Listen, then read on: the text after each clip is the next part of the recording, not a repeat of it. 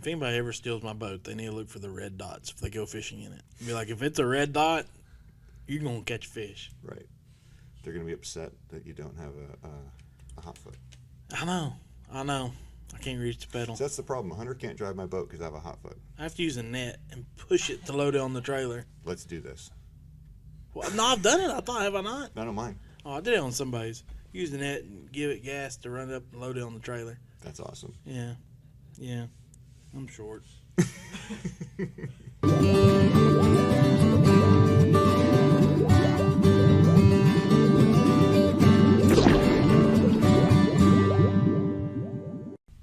What's up, everybody? Welcome to episode 7 of the Hunter Fishes podcast.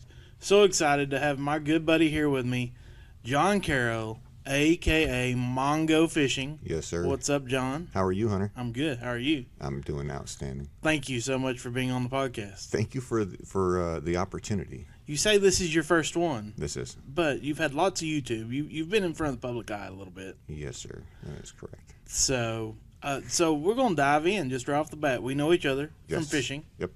Have fished together many, many times over the years. When did you, this is fishing podcast, we got to talk fishing a little bit. Okay. When did you start fishing, bass fishing? You talking about like as a child, or are you talking like tournaments?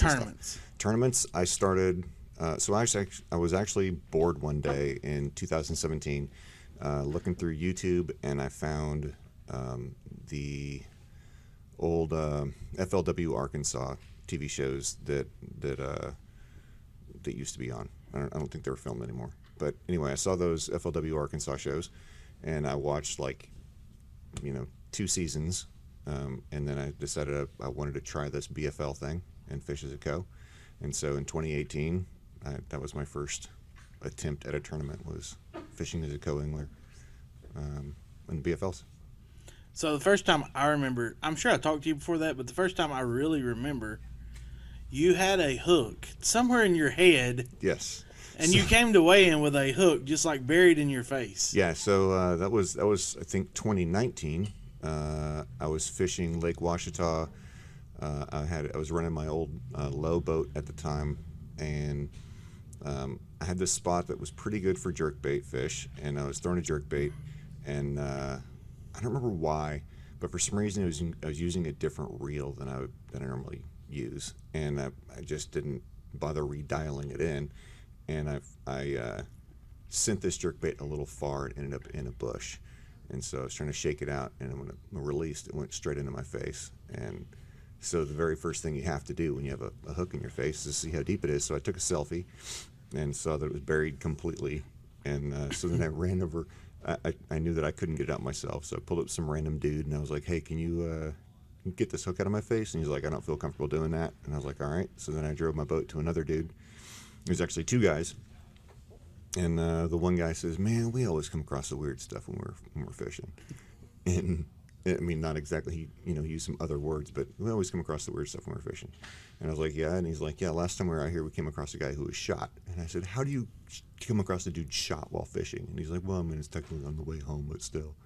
And I'm like, I want to party with you guys. But yeah, so he took the hook out of my off the bait, but he couldn't get it out of my face.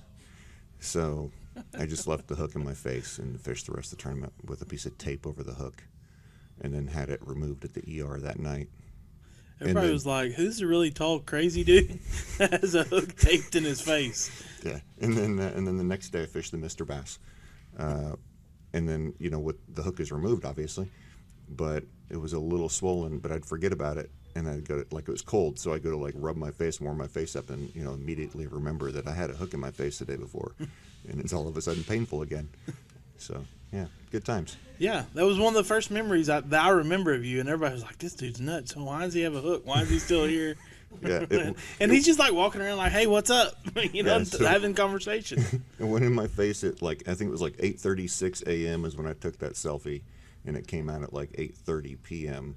that night at the ER. Excuse me, sir. Do you know there's a hook in your head? Yeah. But, no, and then did you have your fancy jerseys then, or was that after that? That's the other thing everybody remembers. I want to say you had that jersey on. No, Did you not? No, I was wearing one of those AFCO Reapers. Oh yeah. And I remember that because I was so afraid that the neck thing was going to get stuck on the hook, and then it'd be like stapled to my shirt the rest of the day. And that's why I had to make sure I put tape completely over the rest of the hooks that were sticking out.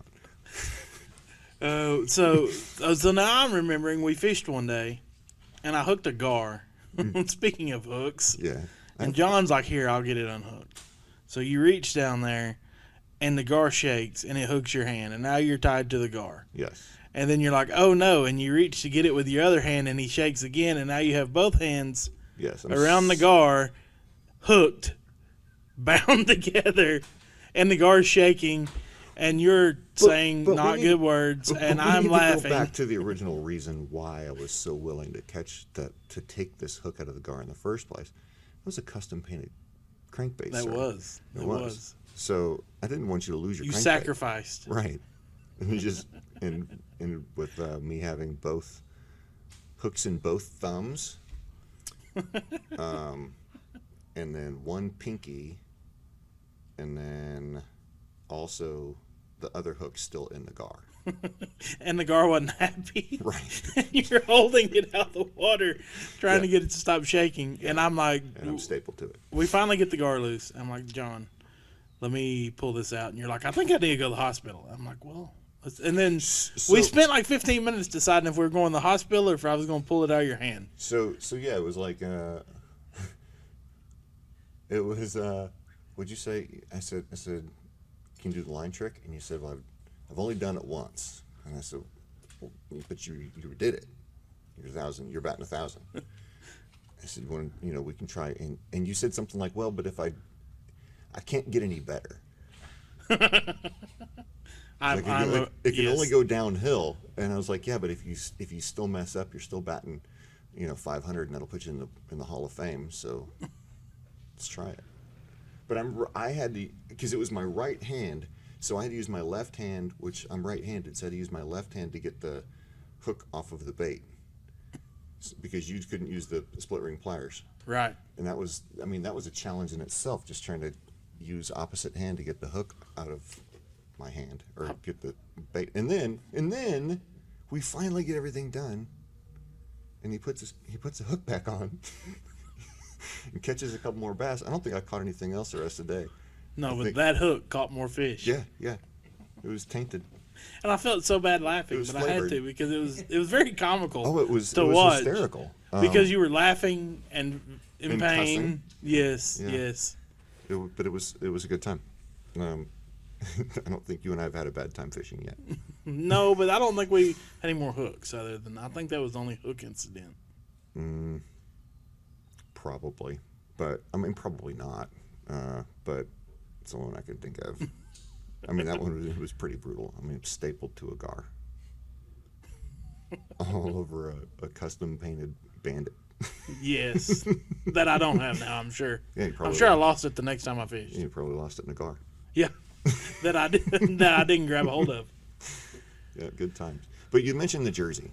Yeah. Yeah, so for those of you that don't follow me on the socials or anything, or haven't seen me, I have a little bit of a sense of humor, and so my jersey, instead of looking like a billboard, I'm put a tie on there, because you got to dress for success. It's still a normal jersey like you see me and everybody else wear. Yeah, but it has looks a tie. like a suit and tie. Yeah. Yeah. Yeah, the fancy guy. Yes, dress for success. And you always say when we fish together, we look like a. What do you say? I say that typically. So yeah, because you're what? How tall? I'm 3 feet. How tall are you? I am 6'6". So you and I either look like a decimal point next to a 1, or it looks like we were bed fishing one time on Table Rock, and the looks as people went by us were hysterical. Like it was like, I don't know if they thought that maybe Hunter was standing in the rod box, or if they thought that I was standing on something and he was kneeling, or whatever. But you'd see boats kind of like do these double and triple takes. Like, what is going on with these two? So I love fishing with them. You just fish over me. Like, I don't even know you're there. You just throw over my head. I never know what's even going on. Yeah. It's a good time, though. Well, so you started tournament fishing in 17. But 18, you fished 18. 18. But Yeah. you fished forever. I did. Lived in Florida. Yep. Deep sea fished or salt. Yeah. So whatever you people in Florida call it. so yeah, I lived in Florida off and on for I don't know, a long time. Probably 10 years, 12 years, and I didn't bass fish. I just didn't see a point in chasing a small little green fish when I could run the boat further and go catch big green fish, catch mahi mahi or wahoo or what, tuna or whatever. Like that became my thing. I quit freshwater fishing basically from 2018, or sorry, from 1998 until 2014. I freshwater fished just a handful of times. What was the biggest fish you ever caught in the salt? That's tough. I mean, because you catch big sharks and stuff, and I don't want to. Big sharks don't come in the boat. They get to the boat, cut the line. It is what it is. It's a little more dangerous than a gar. But I think my biggest, probably my most memorable is we were trolling in my 22-foot boat that I had out of Destin. We were like 40 miles out in the Gulf, and I had my buddy Jesse and my buddy Paulie and Jesse's son, and really nobody had any saltwater experience except for me. And so my thing that day was we were running like meat rods, stuff that you can put smaller baits, catch some smaller fish, get some small, dolphin, the fish, not the mammal, mahi mahi, or king mackerel or wahoo or something like that. We weren't fishing for big, pelagics, smaller pelagics. And so anyway, Paulie starts saying that there was a swordfish behind my boat. And I'm like, Paulie, there's not going to be a swordfish. Swordfish during the day are, thousands of feet deep. They're not 400 feet deep. But it didn't click in my mind that Paulie doesn't know the difference between a swordfish, a sailfish, and a marlin. Neither do I, Yeah, for what's worth. So it's like a largemouth, a spot, and a smallmouth. They're completely different species. Sure, they're bass, and in this case, sure, they're billfish, but they're completely different, And so they have different, I guess, requirements of where they live. You know what I mean? Different environments and so daytime swordfish, I wasn't thinking that it could be a marlin or a sail. And so anyway, it ended up hitting the left outrigger and then just dumped my rod. And I grabbed the rod because it happened to be my at bat. We do a little cycle of who's at bat per bite, per knockdown. So it was my at bat, and long story short, I had 30-pound stand-up gear, no belt, so stand up, so I'm not sitting in a chair, fighting the fish without a belt, and it being an 8.5-foot marlin from 8.5-foot blue marlin, measured from the fork in the tail to the lower jaw. So wow. It was a big marlin on 30-pound stand-up gear, and it took 10 miles and an hour and 40 minutes. 10 miles? Yes. Chasing it 10 miles in the boat. Oh, wow. And an hour and 40 minutes to catch. But we got it. See, I've caught a lot and then you got to let it go because I didn't have a federal permit. So. all that work just to let it go. Yeah. I've caught a lot of fish. Like, I feel like I've caught some big fish. Never once have I had to chase a fish. Ever have I had to be like, I need to chase that fish so I can catch it. Right. And you chased one for 10 miles. Yes. Wow.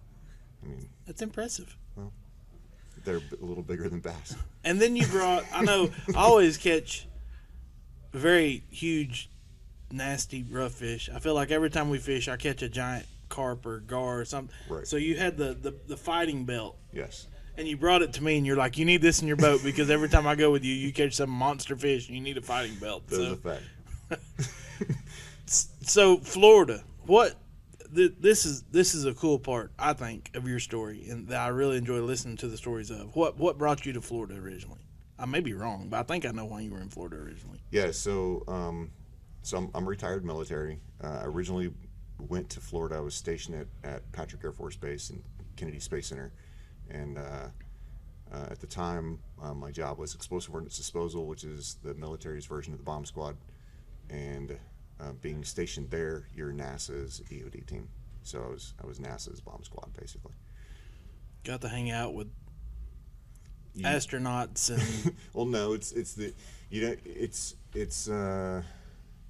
we worked every launch, every shuttle, and then of course the Atlas, Delta, and Titan rockets also that put the satellites up in space. Worked all those launches. I didn't work every single one for that time frame that I was there, but I worked a vast majority. I guess if you would have planned it out, probably could have worked every single one, but no one thinks about that.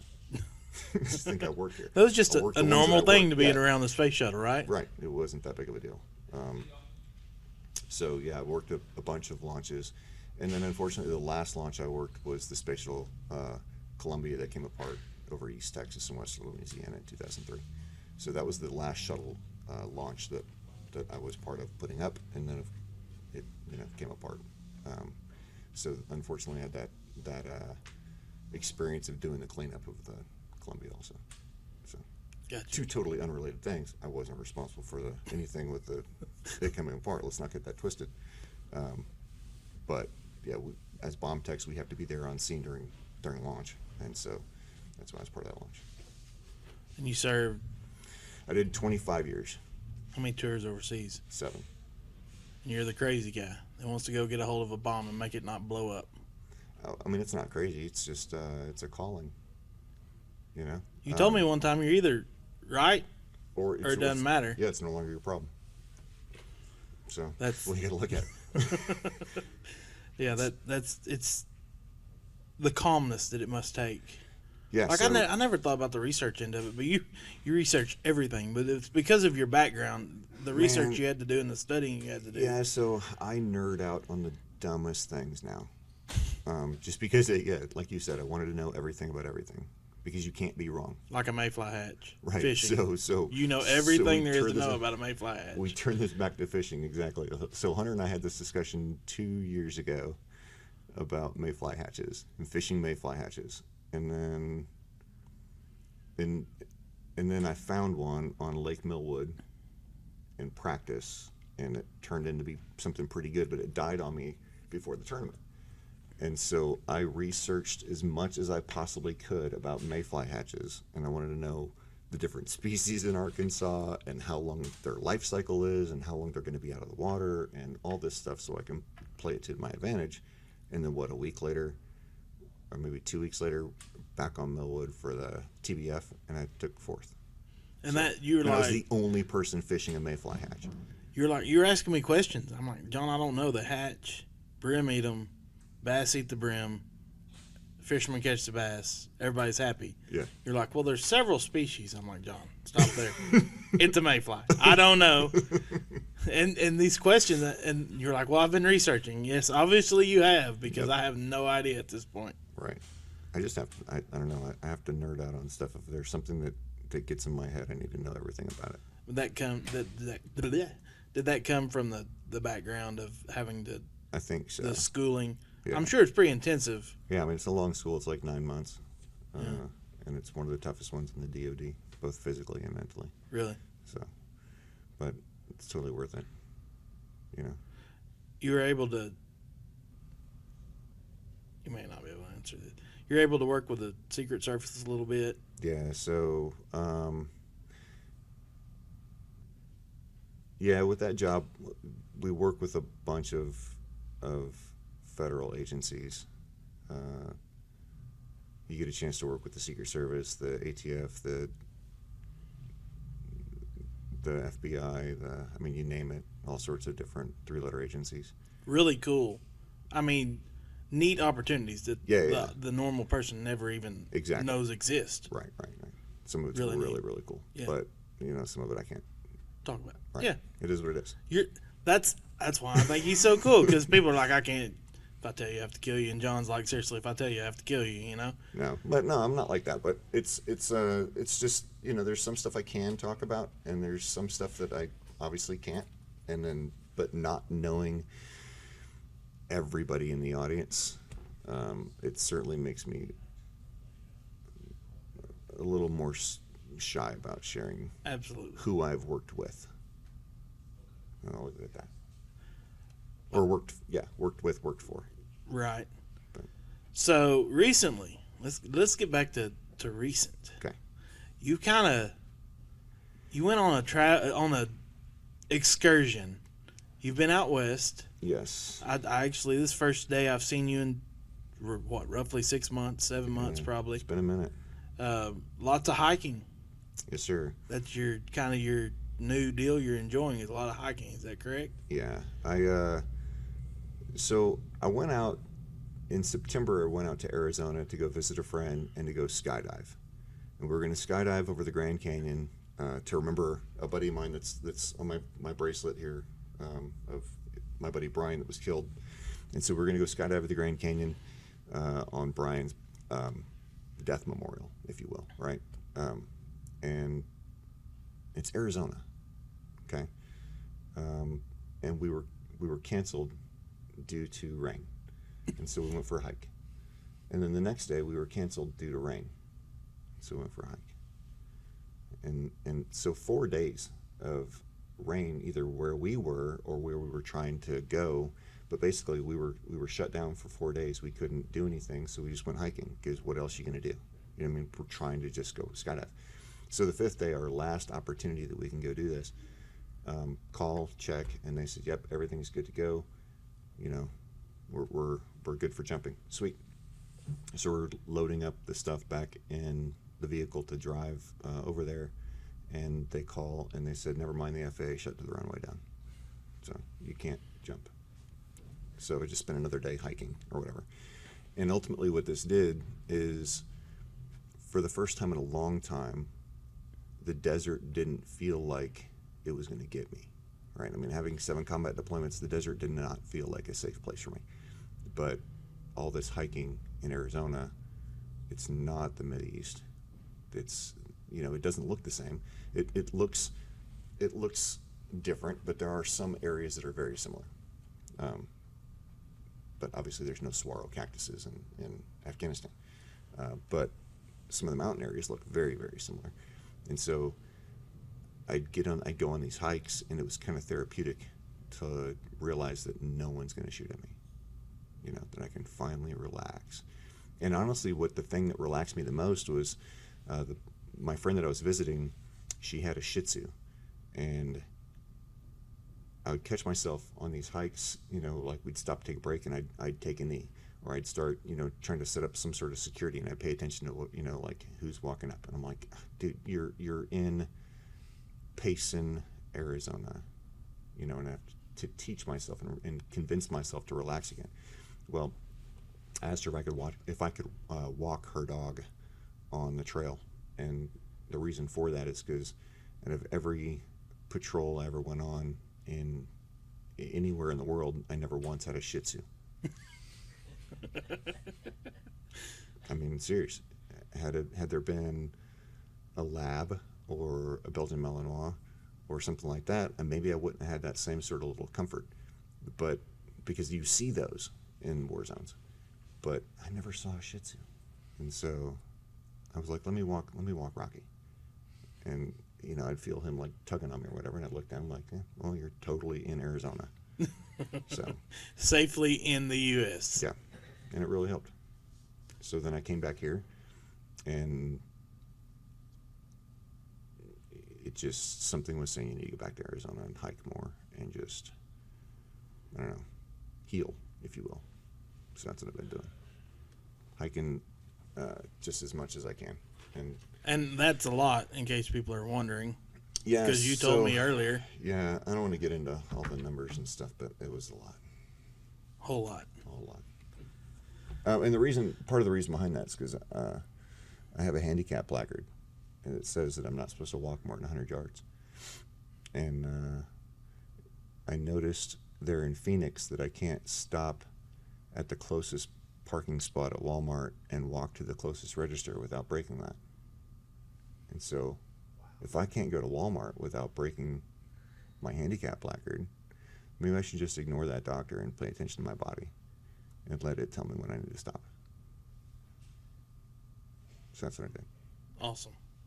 And that's what I'm doing. That's what you're doing, yes. Yeah. We were actually talking about different places you could go hike. Yeah. We could, you know, because I'm such a hiker that I know all the trails. Right.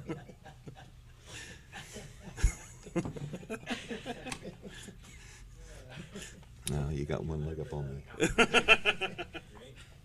So this is the type of, good Lord, John, I just washed my tongue. I can't do a thing with it. So this is the type of sense of humor that Hunter and I have when we're talking together, and it's gotten us in a little bit of trouble on TikTok, because we were going fishing, and we stopped to get gas, and so we had discussed this what I was going to say, but apparently some of the viewers didn't like it or whatever, because I'm pumping gas in Hunter's vehicle, and I said, man, the cost of gas is getting expensive. It's going to cost you an arm and a leg. And then we pan over to Hunter, and he's like, really, dude? So, do you remember that TikTok? Oh, yeah. Because there was somebody who was like, that's not funny. He took it too far, blah, blah, blah, blah, blah. And I'm like... Do you remember the dude that randomly walked up to me during that? And I got his business card, and I went and did motivational speaking for his business from there. Like, we're in the middle of filming that, and he's like, hello, can I talk to you? I'd like to talk to you for a minute. It's too awesome, man. I remember that. That was funny. And then we did another TikTok because, I don't know, we wanted to do dumb TikToks. But we did another one that was like, I had a crankbait. And it was just a normal bass catching crankbait. And John's like, we should talk about the crankbait with you holding it, and then you hand it to me. And when you hand it to me, I'll have a bigger version of the same crankbait. No, it's the other way. John talks about the little crankbait. He hands it to me. It's bigger. I'm like, that would be funny. And I'm thinking, a little bit bigger. He brings like a deep sea version, and I'm able to match it like to the T. I've got the same crankbait. It's 2 inches long, and his is like 8. And so we do, and I like tossed him this giant crankbait when he grabs it's little bitty, and then he tosses it back to me, and I've got it with both hands. Yeah. That's that's kind of stuff we do. We should have been catching fish, but instead we're floating down the White River making videos. Right. Oh, we made some fishing TikToks. We did that one on when I caught that bass on what tournament did we do together? The river one. River Rumble. Yeah, Rumble in the river. Remember I caught that big one? ABTT. Yeah. Yeah, because I caught that big one, and we were like arguing. You're like, I think it's a grinnell. And Hunter's like, it's a bass, and I'm like, it's a grinnell. He's like, it's a bass. And I'm the one who's 6'6", and I can't see it apparently, but he's 3 foot and he can see it perfectly fine. I'm like, John, that's like a $5,000 fish. He's like, get it in the boat. I'm like, it's a grinnell. He's like, it's a bass. Hey, good times, man. Yes, lots of, and you know what's crazy? You've got about 1,500 subscribers on YouTube. I've got 30. Oh, I've got 3,000. I don't know, 3,300, something like that. My bad. It's okay. But it's not like you have hundreds of thousands. I had the win last fall, got a lot of publicity, but I have more people come up and go, I watched you with that Mongo guy fishing so and so. I have more people talk about you and the videos they've seen me on your stuff with. Oh, that's crazy. Than anything else. I have people I'll be across the country. Like, hey, you fish with that really tall dude, don't you? Y'all were in some clean water catching them on a jig. I'm like, yeah, I remember filming that. Yeah, that's awesome, dude. Yeah, and we were just fishing. Right. And you'd put it on your channel, Right. So it's lots of folks watching the Mongo. Well, I make videos, or I've made videos for the Monster Bass channel, and I've had you on the Monster Bass channel. I made a video because you and I fished. What lake was that?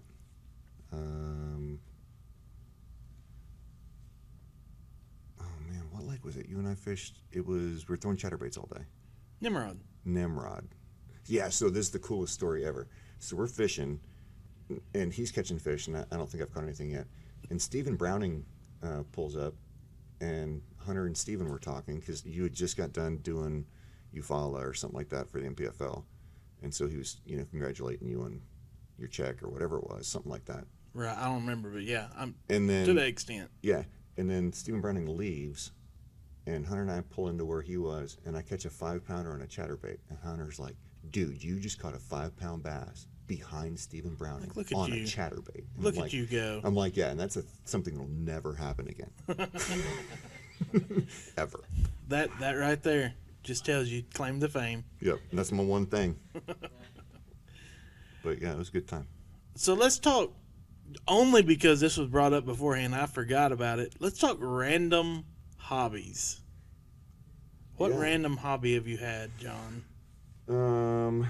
Because it really is intriguing. Well, so yeah, I used to grow live coral, grow and sell live coral. Welcome to Arkansas. We didn't even know that was a thing. Yeah, so I used to grow quite a bit of it here, and actually, um, back when you could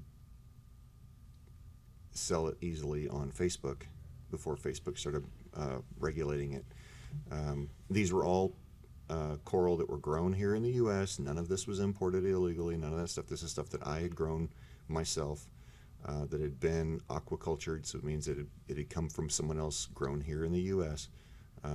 So again, I'm not importing. I'm not doing damage to the environment. If anything, I think it's helping because it's allowing people to grow coral here and experience it themselves, and it's not hurting natural reefs, right? So anyway, I used to grow and sell a lot of coral. There's a club here in Arkansas called the Razorback Reef Marine Aquarium Society. I was the club president there for a couple of years, and then The club president of the Coral Club.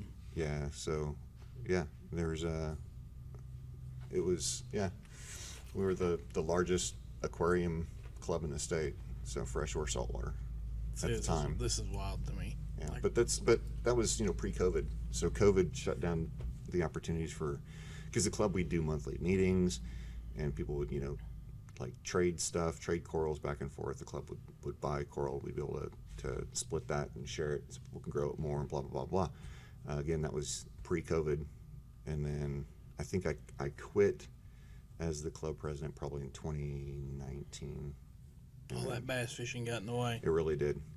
And then, I had a bunch of coral in my house.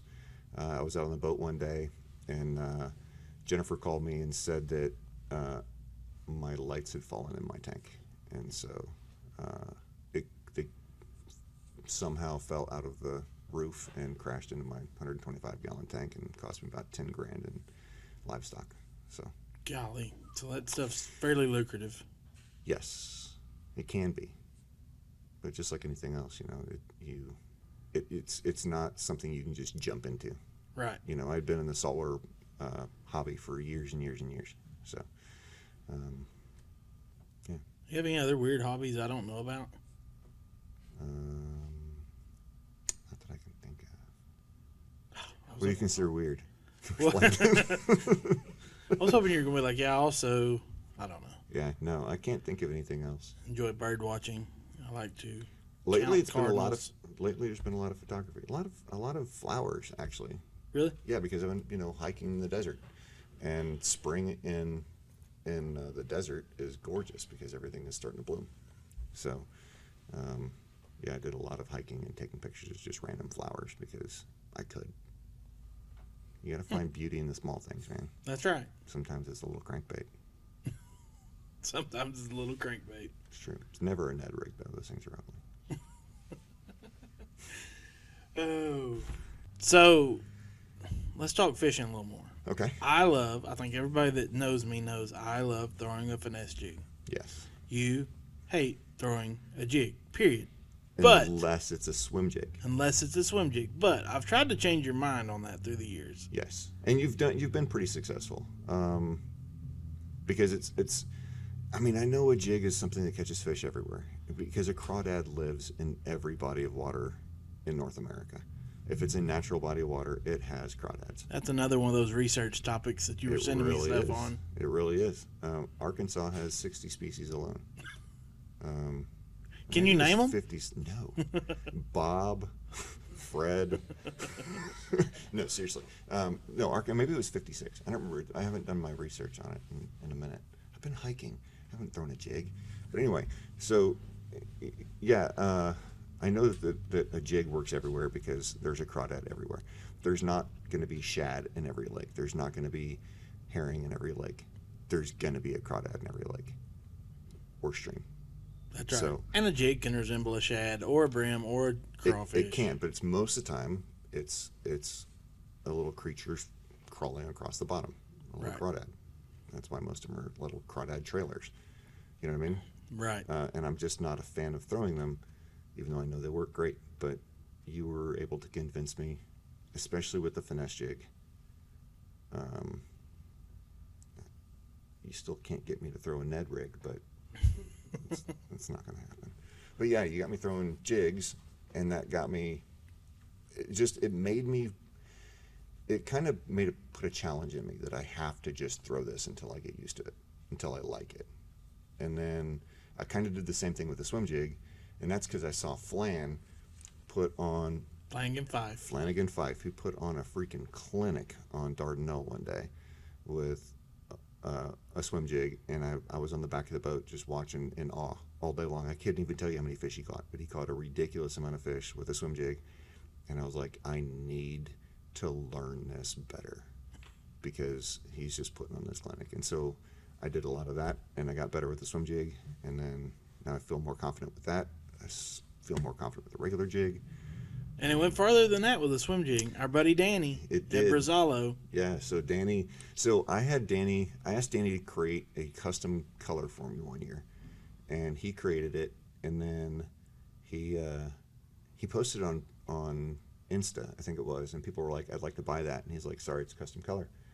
And then when I was down at the TBF National Semifinals on Millwood, I called Danny and left a voice message, or maybe I sent him a message, but either way, I left a complaint, complaining that his black and blue swim jig is catching too many fish because I can't shake them off.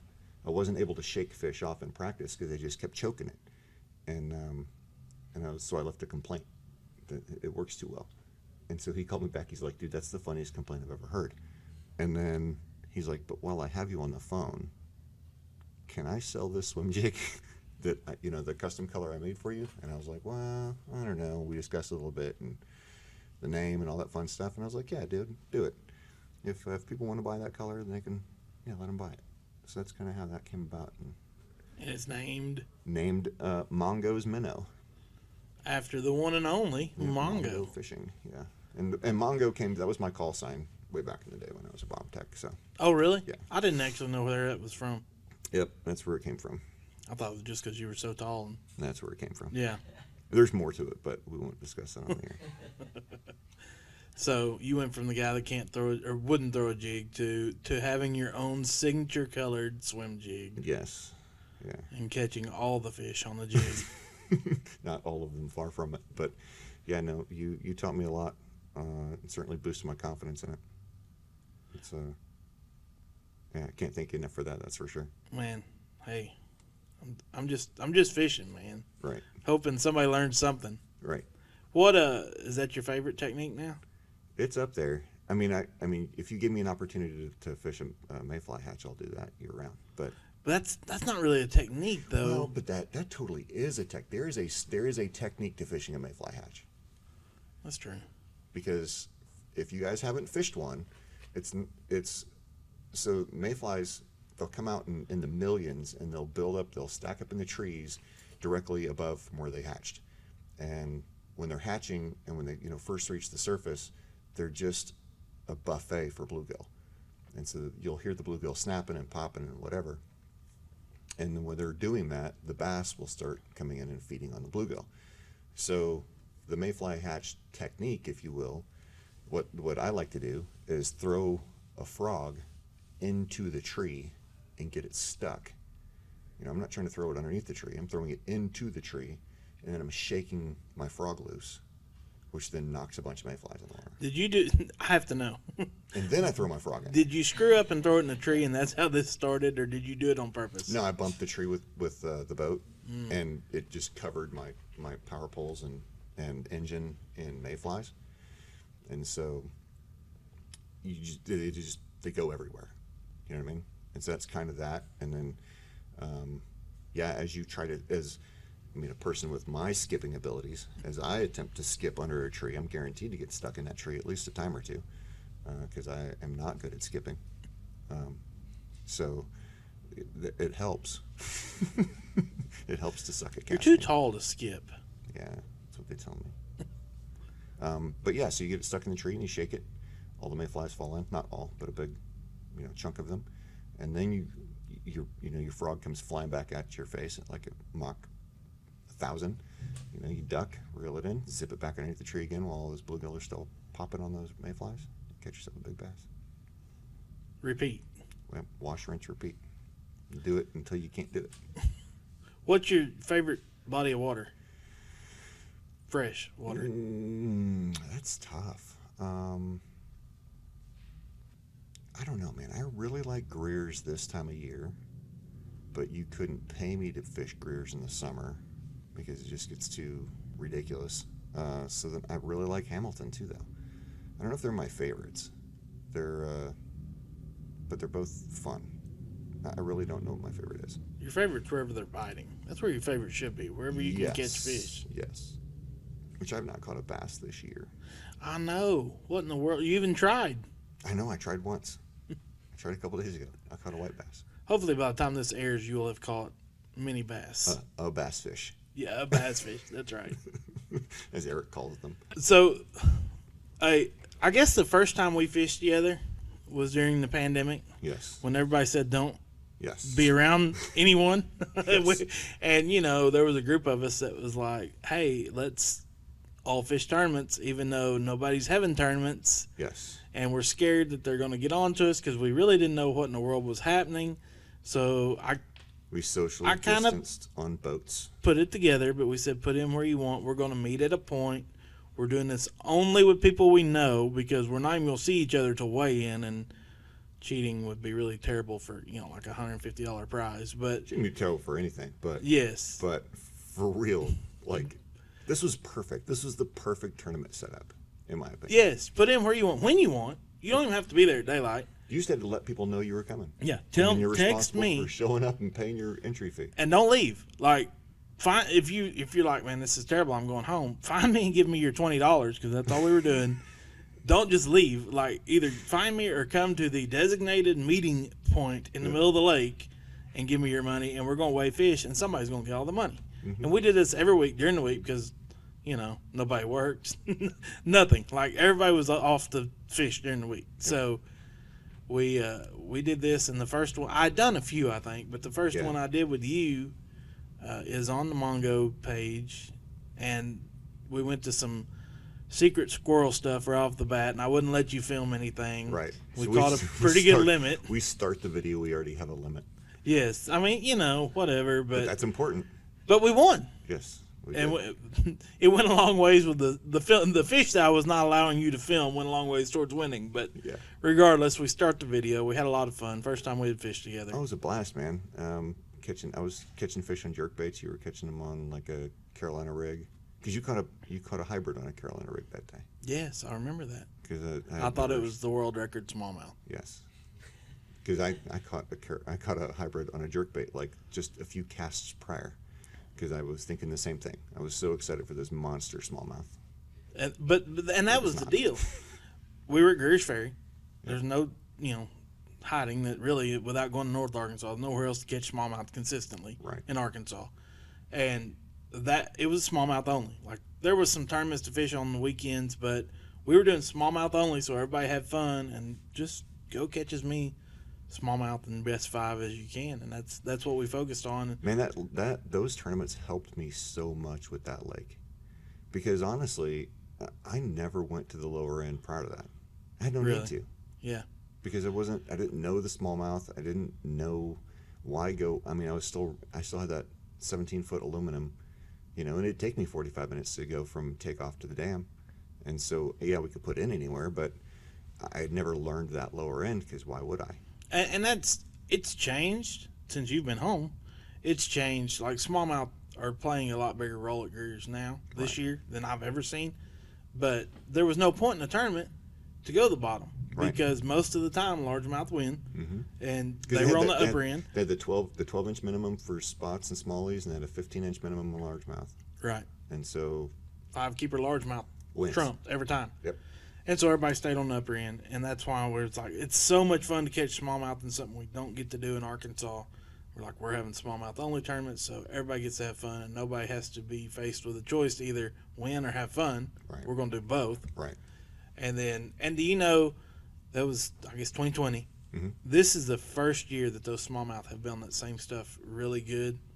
That's that I found crazy. them on that year. It's That's like crazy. we've made some checks off of them this year that I'm sure as it gets later they'll be on the same. But the earlier stuff, like the stuff I'm catching them on in March, I didn't know anything about it either. I never went to the lower end, and I spent a lot of time because I was going like it was the only place like there was nothing to do, but there wasn't a ton of income, so you couldn't just go travel. Right. So I was going to dam site is 45 minutes from my house, dam site at Greer to Heber Springs, dam site ramp.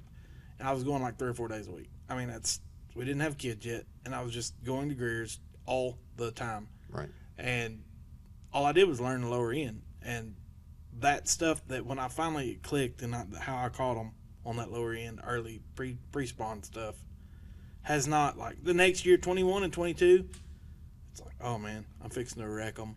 And I'll go practice for a tournament and not catch them at all. I'm like, man, what is the deal? So, but this year they're back.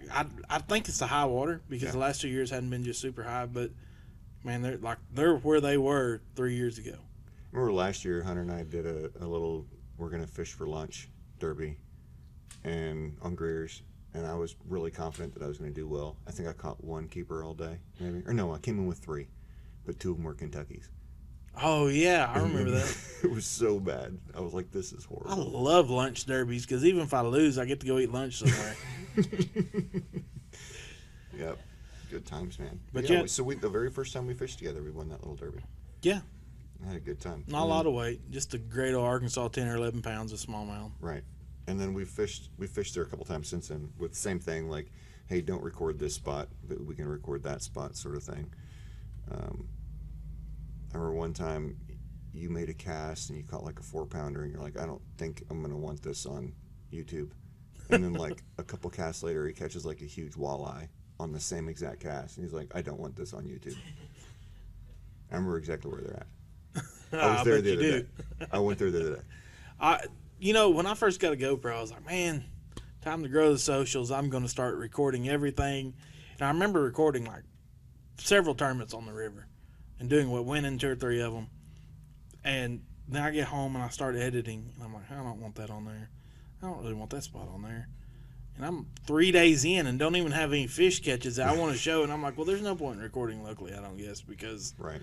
I don't know. I mean, not everybody's out to get your spot, but some stuff is very spot specific, and I hate to just give it all So away. especially if it's jig stuff, but like the way I look at it, like springtime, I like to throw crankbaits. I need to learn how to do it in a rig better because I keep getting beat with people throwing them, but I just don't like them.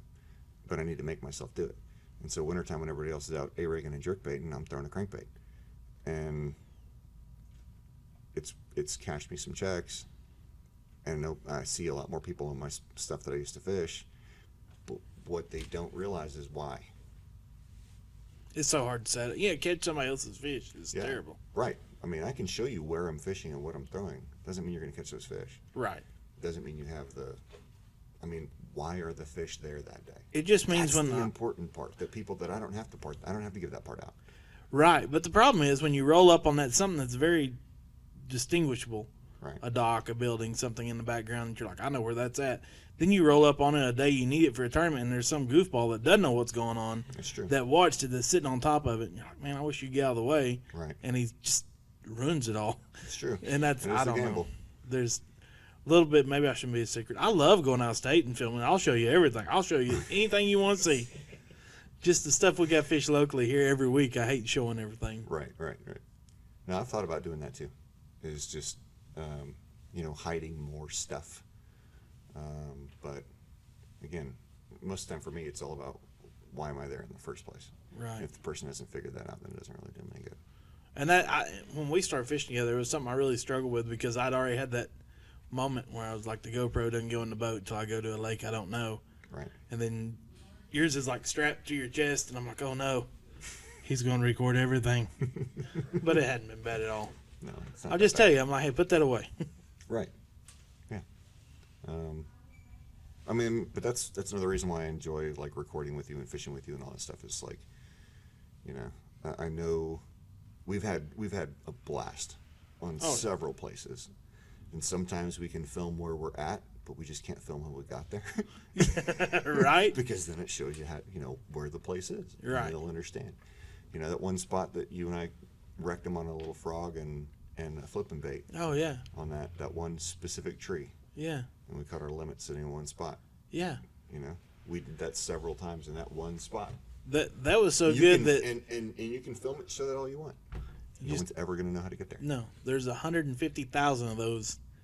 That was White River. There's 150,000 of those on the White River. Right. I mean, it was just a specific one. Yep. That was good enough. I handed you my phone. It was like, video me catching a fish on a frog. Yep. That was good. What we catch, like 15 fish out of that thing? Probably. In one throw. And broke a couple off. Flipping. Yeah. So it was a good time. And I made like 2 or 3 checks off that tree after that. I'd run to it and pull up just 5 as fast as you could throw and leave. I believe it too. I believe it. That was such a fun place. We had a tree on the river that I don't know why, but for like 5 years, Brad and I, right, my partner, we man, it was awesome. And we'd just hide from everybody. We'd roll up and catch 5 and like win a tournament off of it in a Tuesday nighter and leave.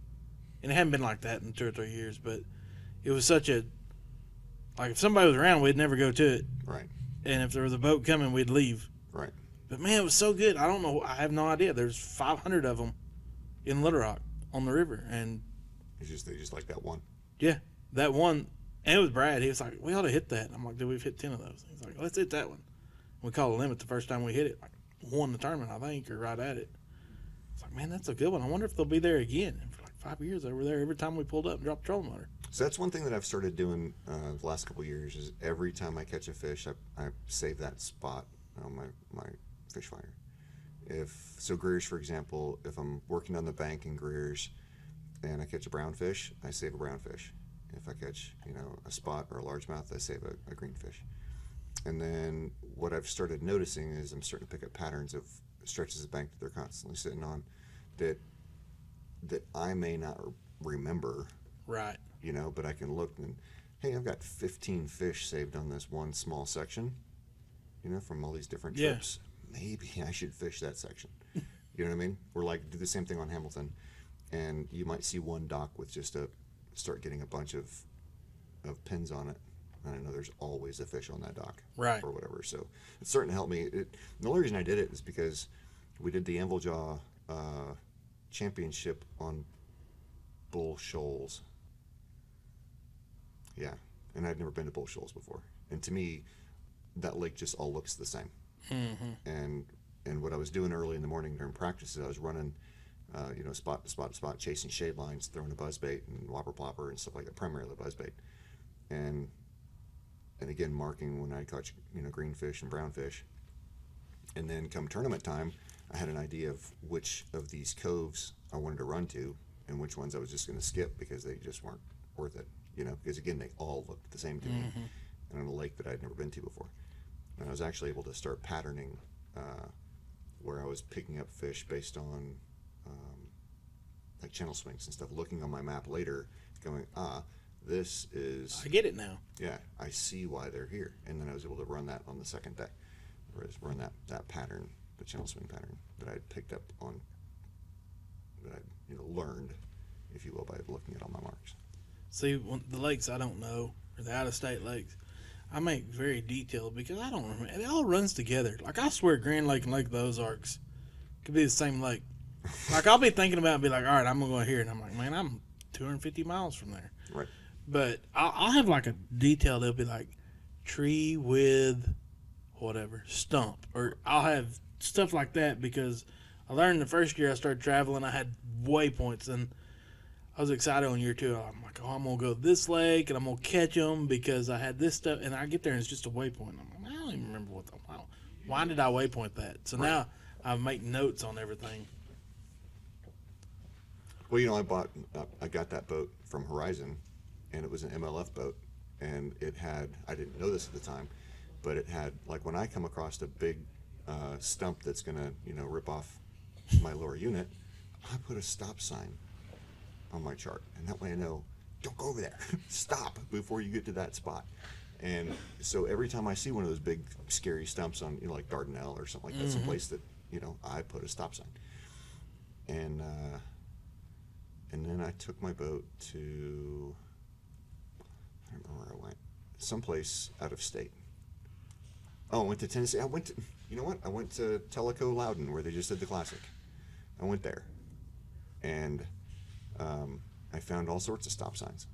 Really? On my graph. But did those mean stay away, or did those mean stop and catch a fish? Who knows? They were not ones that I put there, and they were also pointless. You know, I mark always. But if you watch the Classic, you'd realize that lake is full of so much stuff that looks gorgeous that doesn't have any fish in it. Right. I mean, it's just literally everywhere you look is the ideal brush pile, or the like. Oh my gosh, this is a rock transition with, you know, a single piece of isolated cover next to it, like, you know, on a point or what. Like, it's just, if you put everything together, there's going to be a fish. No, there's no fish there. No. That's Watts Bar's not much better. Yeah, that's how I felt. I'm like, man, I fished 273 miles of bank and I've caught 3 fish. Yeah, Tellico Loudon was horrible. But yeah, at Millwood one year, I always put a skull and crossbones if it's something I don't want to hit. Mm-hmm. That way I know. And I was marking them in and out of Mud Lake in practice in a tournament, and I had so many marked that my whole screen was just a skull and crossbones. So I was like, I don't think I did well, because there's just so many stumps. I was like, now I don't know what I'm doing, because everywhere I go there's a stump. Right. So Millwood, I put the exit symbol on my graph wherever there's like, when, you know, because Millwood has those running lanes. Oh yeah. You know, so where the lane ends and you're exiting, I put an exit symbol there, because I also, you know, drive around and leave trails, and so I try to follow my trail back, and at least I know if the trail is going towards an exit sign, that was my trail going out, and not some trail going to another random spot. So you don't get lost. Right. And then last year, I ran Millwood when the water was kind of down, and I slowed down at each one of the channel markers because they were still there. They hadn't blown away. Mm-hmm. And I marked a channel marker, or marked a spot, so that when they do blow away next year or whatever, because they're gonna, again, they do all the time, at least I'll still have the channel markers marked where they're supposed to be. That's such a good idea. Where the channel is supposed to be when the river's normal. At Saginaw Bay last year, I ran a no wake zone during practice. Self-reported it, because the city gave us this map that was like, it was terrible. It looked like the key on a map. I mean, and it was a whole map for like a 30-mile stretch of river, and they're like, here's the map. Don't run no wake zones. You'll get tickets. And it'll be like, this bridge to this bridge you can run, then you idle the next 3 bridges, and you run halfway to this bridge, and then there's a buoy, and you idle 100 yards, and you run a mile, then you idle 2 miles. I mean, it was dumb. And one of the days of practice, I guess the first or second day of practice, I ran. I thought I got to a bridge and thought that was the end of my no wake, so I put it on pad and I ran quite a ways, and I passed a couple of other competitors, and they just looked at me like I was crazy. And then I got to the no wake buoy, which means I was leaving the no wake zone, and I shut down, and I'm like, oh gosh, I screwed up. And I called and self-reported, and he said, are you sure you ran a no wake? I said, I'm 100% positive that I've run a no wake. And I had a little penalty. I had to take off the last 2 of the 3 days. But whatever. It is what it is. It was my fault. Right. But from there, I marked. When I idled back out that day, I marked stop signs. No, it was maybe red dots and I don't know. I'd have to look at mine. But I marked the ending of every no wake zone very clearly on my graph, and I thought, I'll never use this again. And we're going back to Saginaw this year, and I'm so excited to go idle where I'm supposed to and run where I'm supposed to and not have to worry about it. Oh, that's awesome. So the more you travel, the more you realize, you know, for years, I didn't mark anything. I still don't mark much around here. I remember a lot of it, but for years, it was just a waypoint. Like a brush pile, a bedding fish, anything was all the same waypoint. It was just a blue dot. And now there's so much more. If it's something that looks good, it may get a blue dot, but if I catch a fish, it gets a red dot. Or Truman, when I won last year, everything was marked with a tree for brush piles.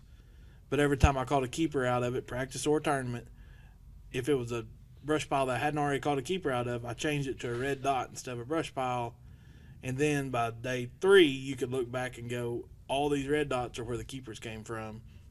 I need to concentrate more time on those brush piles. Right. You know, and it's, yeah, I'm I'm having to learn to be smart enough to where if I go back, I know what in the world I marked. Yeah, so I did that on Millwood when I was doing that mayfly hatch thing. The better mayfly hatches, the ones that were consistent, I put a dollar sign on. There And you I go. knew those are money spots. There you go. And Whatever then- you just, I Yep, could look I at was yours like- and be lost, and you could look at mine and Yep, be lost. I was like, that's a money spot. I got to put money on it. Otherwise, because if I just mark it as the same as the other mayfly hatches, I might lose my rotation. And so if I just put the money spots, I can go, yep, I can hit these others, in between or whatever. But this is where I need to go to start. This is what's going to give me my 5. If anybody ever steals my boat, they need to look for the red dots if they go fishing in it. Be like, if it's a red dot, you're going to catch fish. Right. They're going to be upset that you don't have a hot foot. I know. I can't reach the pedal. So that's the problem. A hunter can't drive my boat because I have a hot foot. I have to use a net and push it to load it on the trailer. Let's do this. Well, no, I've done it. Have I not? None of mine. Oh, I did it on somebody's. Use the net and give it gas to run it up and load it on the trailer. That's awesome. Yeah. I'm short. But I mean, but you see fish better than I do. You're a better bed fisherman, that's for sure. Man, I know. We went to Table Rock, and I'm like, I'm going to teach you how to bed fish. And you're this tower of a man looking down, and you're like, I don't see it. Right. How do you not see it? It's right there. On top of that, though, I get really bored really fast. I know. We went to Table Rock to specifically bed fish during COVID, and within 30 minutes, I'm throwing a jerkbait. I know. You're like, go ahead and catch that fish. I'll be fishing. Yeah. Yep.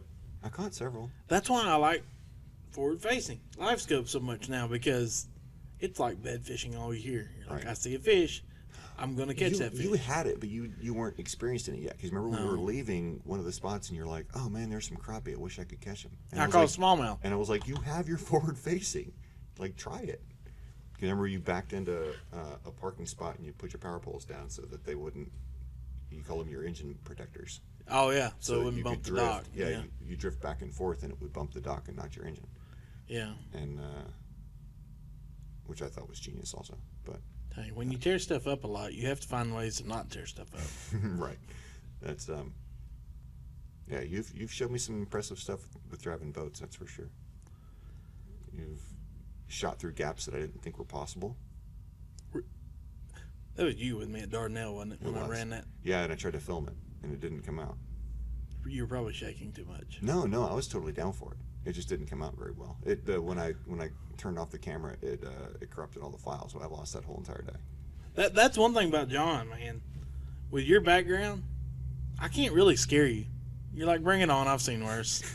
Like, I think I'm going to run out of here. You're like, all right, I'll film. Yeah, let's do it. Yeah, so that came up in Vegas. I was at Sky Jump Las Vegas, which is like the 108th floor of the stratosphere, and you jump out, and it's you're on cable. You're not on bungee, so it just slows you down, right? You only do like 40 or 45 miles an hour. It's not free fall, but it's as I guess as fast as they'll let you fall. But you jump off the 108th floor of the stratosphere outside, and so like they got the little harnesses and all that stuff, and the lady's like, "You excited?" And I said, "Yeah, I'm excited." She's like, "You don't look excited." I'm like, "I disarmed bombs for 20 years. This is my excited. Like, you don't want to see me excited. Like, this is fine, lady. Let's just do this." Man, But that's yeah, awesome. You've asked me several times, like, "Hey, I'm gonna shoot across this. You okay with that?" I'm like, "Send it. Let's do this." Sure. Can I hold 2 cameras? Right. Yeah, it's been a blast. I've learned so much fishing with you. Well, I've learned with you too. I have. It's funny, you go with somebody and they go with you and you still learn stuff, Yeah, taught you everything you know. That's right. That's right. So the other day I'm on the phone with him. We have a mutual friend, and Steve was my team member last year. And Yeah. and we were. I was going out of town and my 2 team. Yeah. I'm like, y'all just fish together. So Steve was my team member last year, and I called the other day, and Hunter's fishing with Steve at the time, and Steve had just won a tournament like last week or whatever, and so I was like, "Hey, congratulations, Steve." All last year I told Steve that I'm only good for 2 fish per tournament. That's it. He's responsible for the other 3, and it didn't matter how many fish I caught that day. I'd still say, "Well, I'm only going to provide 2." And so even if I already caught 3 or whatever, I'm like, "Well, Steve, I'm still only responsible for 2. You got to call up this other one or whatever, right? And so Steve won last week or 2 weeks ago, and so I'm on the phone with Hunter, and he says, "Well, I thought Steve everything he knows." You know. Yeah. Thank you, John, so much for coming on. Get to reminisce a little bit. Hopefully we get to fish soon. Definitely. It's a lot more fun to reminisce with you than to reminisce with strangers. It just seems really weird. But, yeah, chatting with you is always a blast. Well, tell everybody where they can find the Mongo. All right, so YouTube, it's Mongo Fishing, Mongo. And then fishing, you guys should be able to spell that by now. And then, but I haven't put any content out in a long time because, again, I took a break. I took a break from fishing. I took a break from social media for the most part. I took a break from just everything so I could regroup and focus on myself for a while.